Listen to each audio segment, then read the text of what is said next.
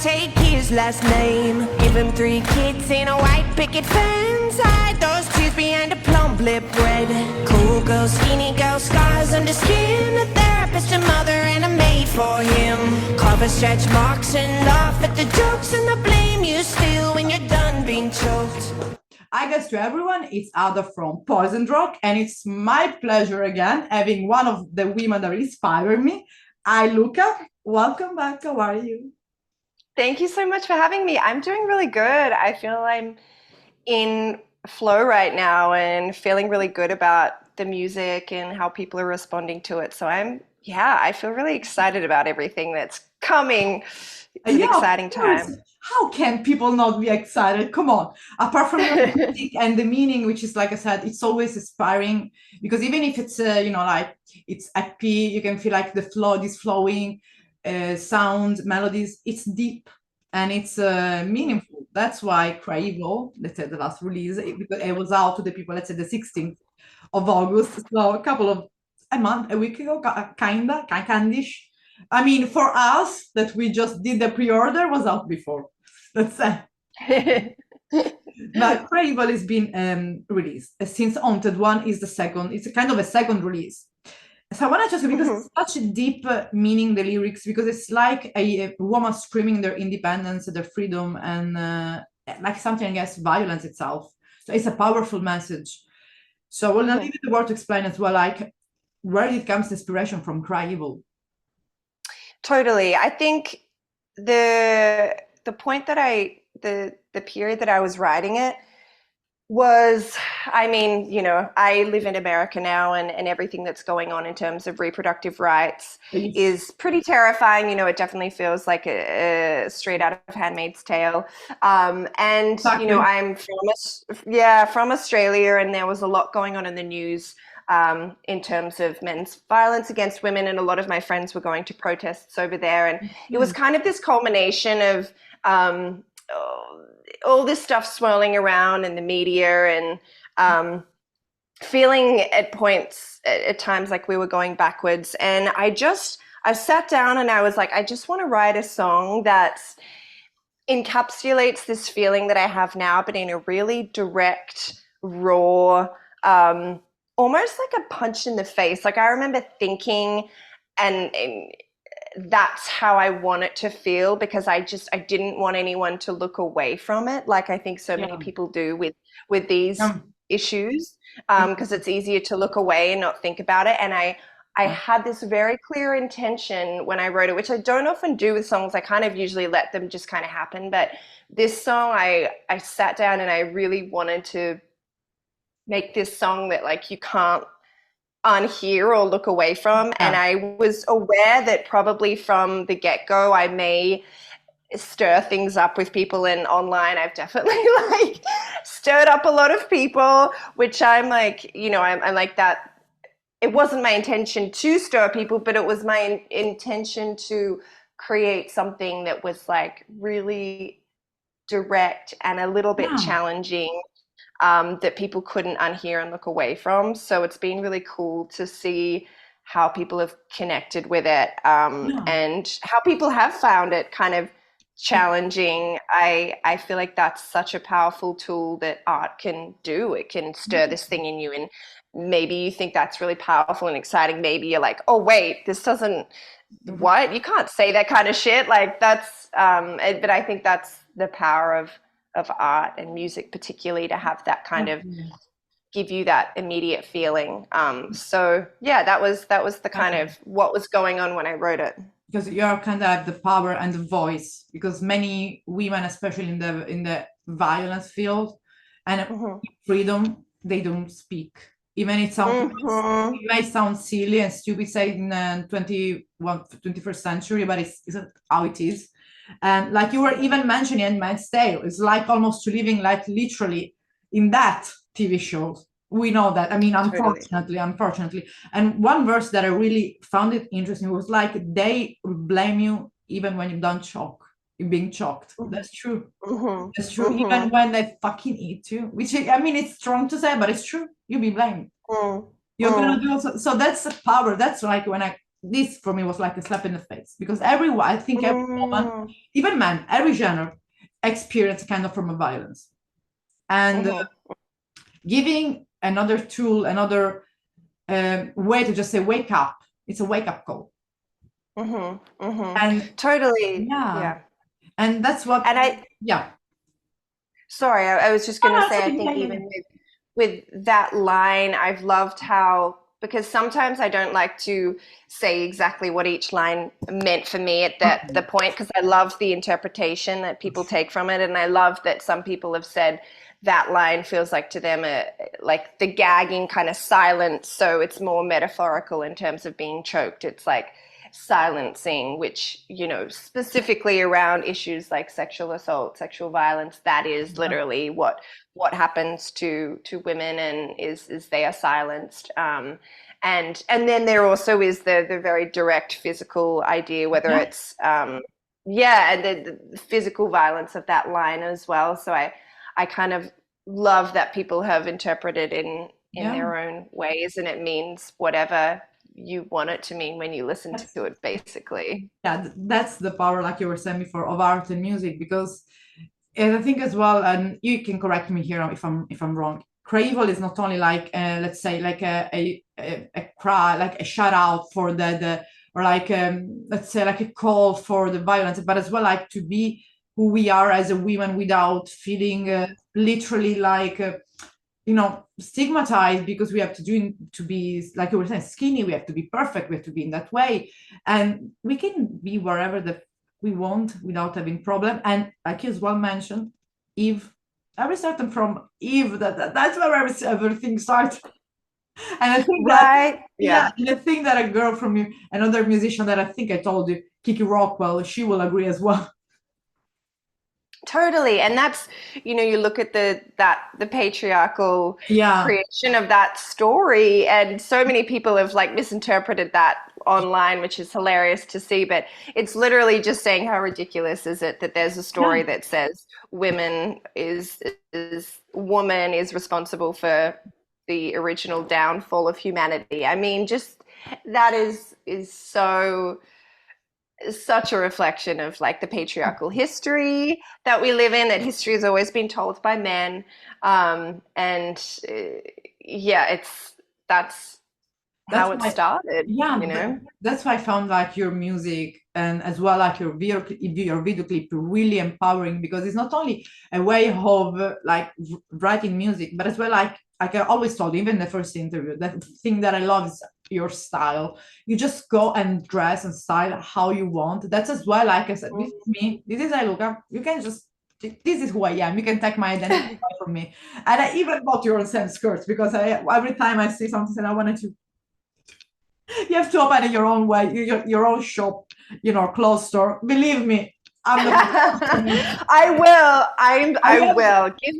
Give me a year or two, but that is honestly one of my dreams to do that. I would love, I would love to start up some kind of fashion. What was that? Do you already have any idea about it? Like if you're gonna design your own clothes, or maybe thrifting, how it's gonna, like, are you thinking to put it?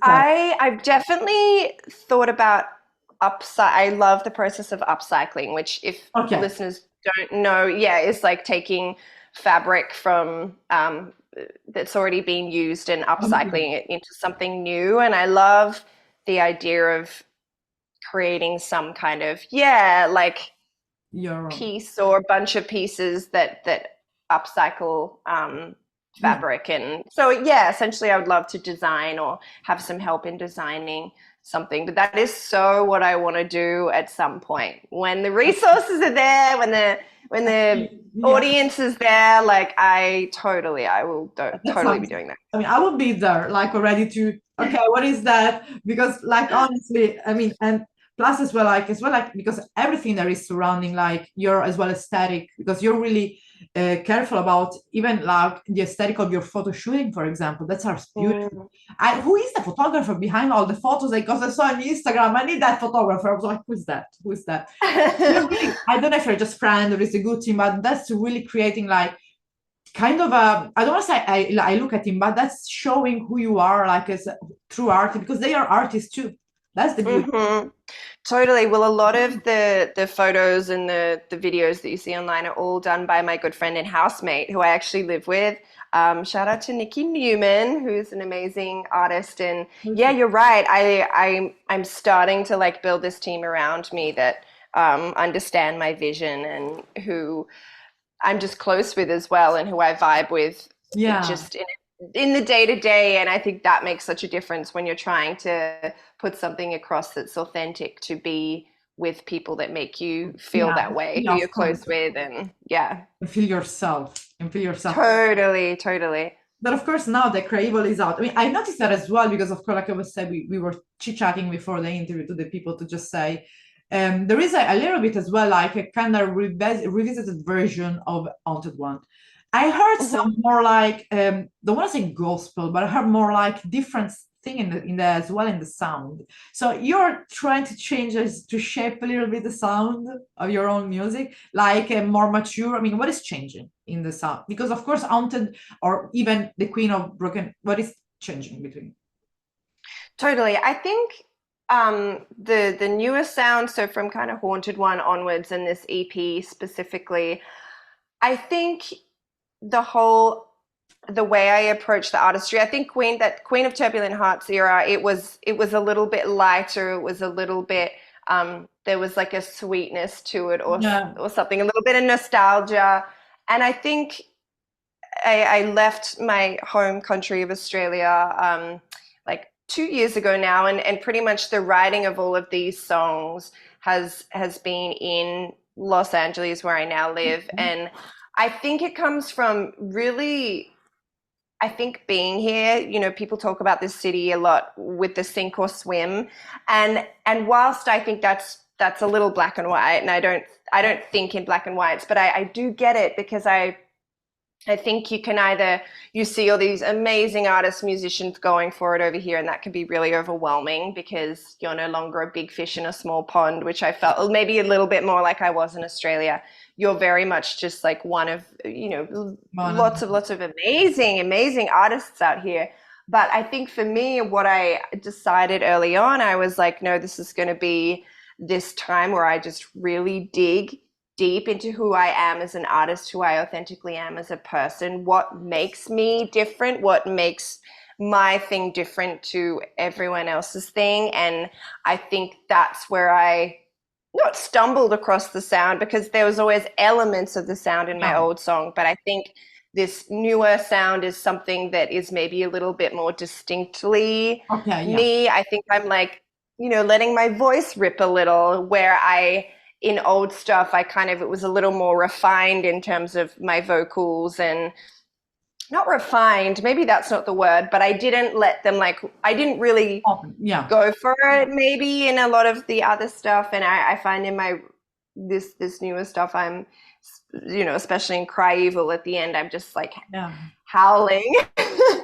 And I think that's been really fun, just really, really digging deep and So, coming out with something that maybe is a little more unique and authentically my own yeah, I thing. think already your own genre, your voice, and your own sound was pretty unique because there are Mm. amazing.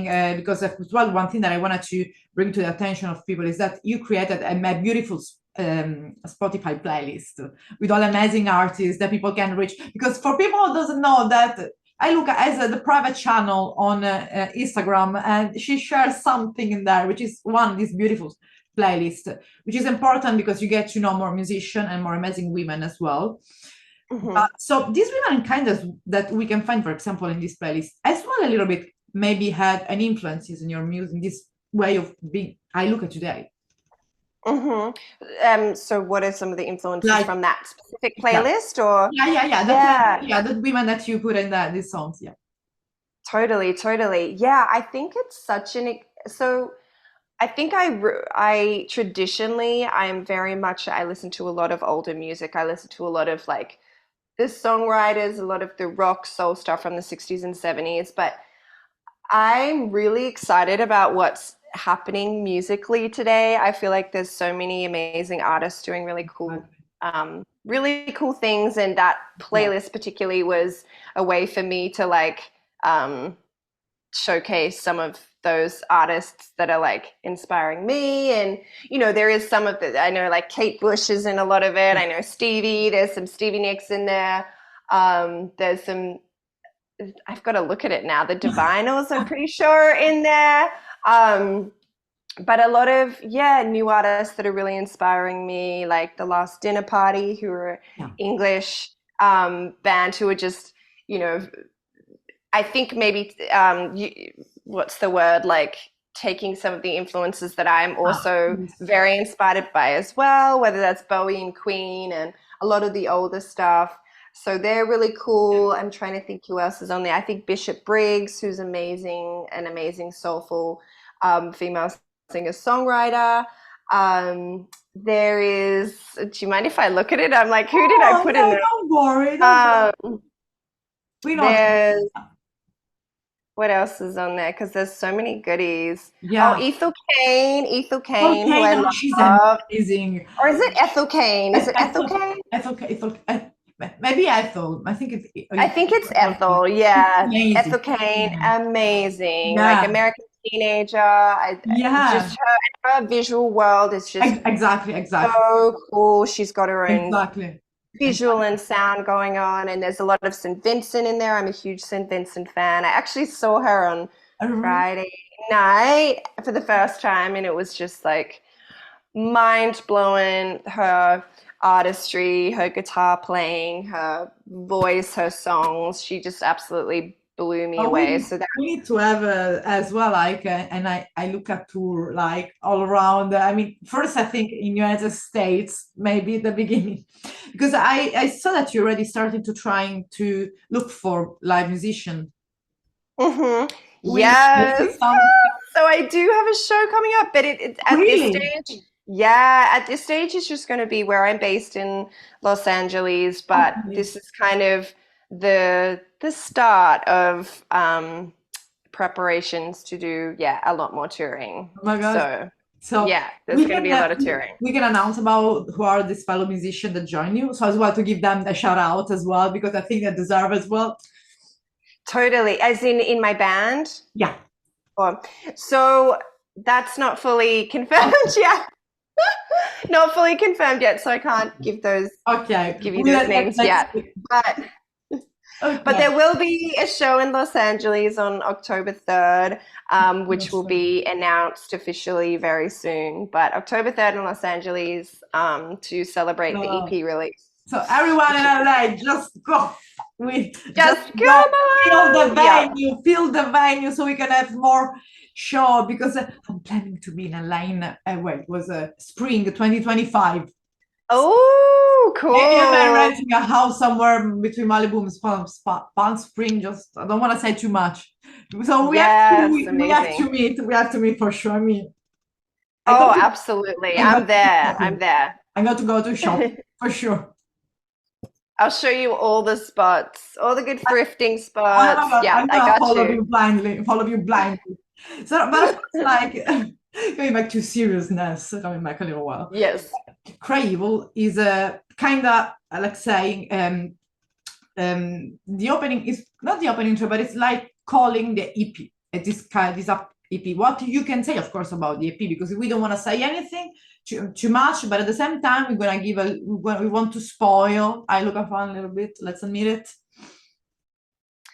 Yeah, I think the EP is kind of what I was following on from what I was saying before. It's very much this new era of it's direct, it's raw, it's very much lends itself to a live band and these songs being played live, which is what I wanted, because these songs are like made to play live. So it's very much raw, direct, a little bit darker sonically, as kind of Cry Evil and Haunted One have Haunted One is gonna be part of the ZP as well. Yes, the new version, like the re-edited version. Okay. Yeah. I love to have it on physical copy. I think it's gonna be on physical copy, right? I'm hoping so. I'm hoping so. We're still figuring that out. That's so, because I want to have like oh my God, you have to be in a vinyl. In a vinyl, I You have know, to I be in a know. Fingers vinyl. crossed we can, yeah, we can make it work. So, and of course, like music-wise, we already said something, and lyric-wise, the shout out of your music, the theme, the main topic and the core of your lyrics, why? What is gonna be? It's gonna be like always like kind of I want to say like woman's power, women power, but or just generalized experience. What is mainly based? For what always can you say, of course? Yeah. I think it's definitely comes from there's a couple songs that will especially Cry Evil that come from this like fully having left this expectation of the good girl and this Yeah. expectation of that it's definitely kind of a real pushback against that Yeah. and so there's definitely a few songs that do that and then a few songs that are really raw and you know telling stories, which I think maybe my older stuff very much does too. So very much lyrically storytelling. I mean, Cry Evil definitely does that as well. It's maybe not such like personal storytelling, but Okay. there's always that element of storytelling in there, and definitely from this place. I think as well, just artistically having like really felt like I've had to dig and figure out exactly what I wanted to say and be a little bit more precise about that and direct in what I want to say. So I think having done like a lot of soul searching, which is funny because you wouldn't think LA would be the city where you do soul searching, but I've Kind of working. very much felt like, yeah, I very much felt like artistically I've really gone deep and been like, what is it that kind of sets me apart and really Yeah. chipping away at that and figuring out exactly what it is. And I feel like that the EP is a culmination of that for sure. So it's kind of EP is gonna be like who is today Iluka. And if like I mean Totally. for example, thinking about like when you started, because of course you didn't start it today to write music. There are song and video. I mean, it's like I don't know, like 7, 8 years that you're putting music out, even more. Mm-hmm. So Mm-hmm. well, if you think about today, like with your eyes of today, so with the new changes, with you this new perception of you, thinking about when you first, I don't know, release, I don't know, the first, second song, what do you would tell to that younger girl, for example? What's the question? What would you tell her What's to the changed? younger, yeah, no, what would you tell her with your eyes of today, the Oh, younger girl, yeah, oh, the what would I younger, tell her? Okay, I would tell her, as in like advice or just to do with kind of songwriting? as you, I mean, it's just imagine that there is a younger version of you close to you. What would you feel What to? would I? Yeah. Oh, okay. Cool. I got it. So I I was thinking about this recently because the last two, specifically this last song, Cry Evil, I feel like my audience has really grown and people are really connecting with what I'm doing and in maybe a bigger way than they did before. And what I would tell my younger self is to not worry about the industry or about whether people legitimize you in the industry or, I think starting out really young in the industry as a female and having a bit of a baby face and people don't take you very seriously. I used to wear like from the start, I've always worn like really kind of eccentric, extravagant outfits on stage. And in Australia, that wasn't like really what anyone else did. And I remember people always like, who the fuck is this girl? Like, but I think what I would say to her is like, keep doing that, keep doing you authentically and stop worrying about the industry, whether the men at the top of the labels and management companies and agents, like stop worrying about them and being legitimized by them and just like focus on your people and your audience and connecting with your audience and yeah, being unapologetically who you are, and the industry will follow when the people follow. You know, when you've got a fan base, when you're connecting with people and the people are responding to your music, the industry will follow. Like they will most definitely follow. And I wish at the start, and even though I was always kind of me, even though I was a bit of a freak, Yeah, I wish I just stopped caring about what people think. any of what the Yeah. industry kind of said or like thought about me. And I think I would have saved a lot of like just, yeah, maybe feelings of inadequacy. And I would have maybe had a bit of a smoother road. But I don't know. I think I maybe had to go through that to kind of Yeah, come out the other end and really now be connecting with my audience in a way that I've never done and that's before on this beautiful. level. So And that's beautiful that's, because soon as yeah. soon as Crable is already out, I was going through the comments on YouTube and they are amazing. Like everyone, I'm feeling that, I'm hearing that because throughout every social platform, you have an amazing audience, people following you, and that's literally a fan base. I'm part of that, so I know there's a really, but it's not just like the normal.